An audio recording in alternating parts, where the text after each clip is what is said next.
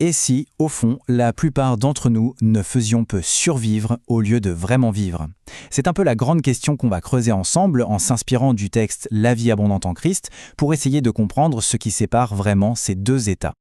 On entre directement dans le vif du sujet avec cette question. Une interrogation qui, au fond, nous est posée personnellement et qui invite à une vraie réflexion. Est-ce que je vis ou est-ce que je survis? Alors, pour commencer, essayons de voir ce qui se cache derrière ces mots. C'est quoi exactement cette vie abondante dont parle le texte et quelle est la promesse qu'elle contient? Tout commence avec ce verset. Et d'après le texte, ce n'est pas juste une belle parole, non, c'est vraiment l'affirmation d'une mission, celle d'offrir une vie qui dépasse et de loin la simple existence. Ce qui est vraiment important de saisir ici, c'est le contraste. L'idée, ce n'est pas de vivoter et de se sentir à moitié ou incomplet. L'objectif, c'est une vie pleine, riche de sens, une vitalité qui n'a rien à voir avec une simple survie spirituelle. Ok, maintenant, regardons un peu comment le monde, lui, définit la réussite. Le texte nous alerte sur ce qu'il appelle un mirage, une idée complètement faussée de ce qu'est l'abondance. Là, le texte nous met face à nos propres désirs, en fait. Cette course sans fin pour accumuler plus de choses, est-ce que c'est vraiment ça, la vie abondante? Ça nous pousse à remettre en question nos priorités. Et pour illustrer ça, le texte utilise une métaphore vraiment parlante. Sommes-nous comme un thermomètre, qui ne fait que refléter passivement la température ambiante, la culture autour de nous, ou sommes-nous plutôt un thermostat, capable d'influencer, de transformer notre environnement par nos propres valeurs? Et cette idée du thermostat, elle fait directement écho à cet appel biblique. Ne pas subir, ne pas se conformer passivement, mais plutôt être un agent de transformation, en commençant par soi-même. Le texte reprend aussi cette question très forte d'Ésaïe pour nous faire réfléchir à la valeur de nos efforts. En gros, à quoi bon s'épuiser pour des choses qui, au final, ne nous remplissent pas vraiment, qui ne satisfont pas notre faim la plus profonde?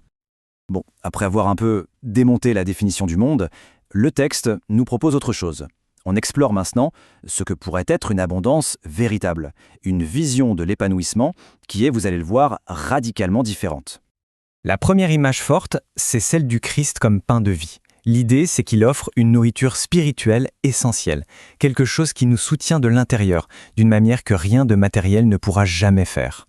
Et après le pain qui nourrit, il y a l'eau vive qui désaltère. Cette image suggère que le Christ peut étancher une soif profonde de l'âme, une soif de sens, d'amour, de vérité, que rien dans le monde ne peut vraiment combler. Et cette phrase des disciples, elle résume tout, en fait. C'est le moment où ils réalisent qu'il n'y a pas d'autre chemin pour eux vers cette vie véritable. C'est un véritable point de bascule.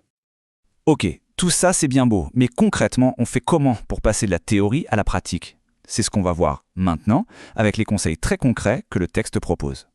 Eh bien, le texte nous donne une sorte de feuille de route en 4 étapes assez claires. D'abord, se reconnecter aux Écritures. Ensuite, avoir une vie de prière plus ciblée, plus intentionnelle. Troisièmement, chercher à s'entourer de personnes qui nous tirent vers le haut. Et enfin, le plus dur peut-être, avoir le courage de lâcher prise sur ce qui nous pèse. Pour la première étape, par exemple, le texte s'appuie sur ce psaume. L'idée, c'est que la parole n'est pas juste un livre à lire, mais vraiment un guide pratique, une lumière pour nous aider à y voir plus clair au quotidien. Et pour la dernière étape, qui est sans doute pas plus compliquée, on a cette citation. Ce que ça nous dit, c'est qu'il faut un vrai courage pour faire le tri, pour identifier et abandonner volontairement ce qui nous alourdit et nous empêche d'avancer. On arrive maintenant au cœur du sujet, à la conclusion de tout ça. Selon le texte, tout se résume finalement à un choix personnel, fondamental, entre deux chemins. Et tout culmine avec cet appel très fort du Deutéronome, qui est présenté comme l'invitation finale. Le message est clair. Ce n'est pas quelque chose qui nous tombe dessus, un destin qu'on subit. C'est une décision à prendre, activement. Et voilà, la boucle est bouclée. On revient à notre point de départ, à cette même question. Mais maintenant, elle est éclairée par tout ce qu'on a vu.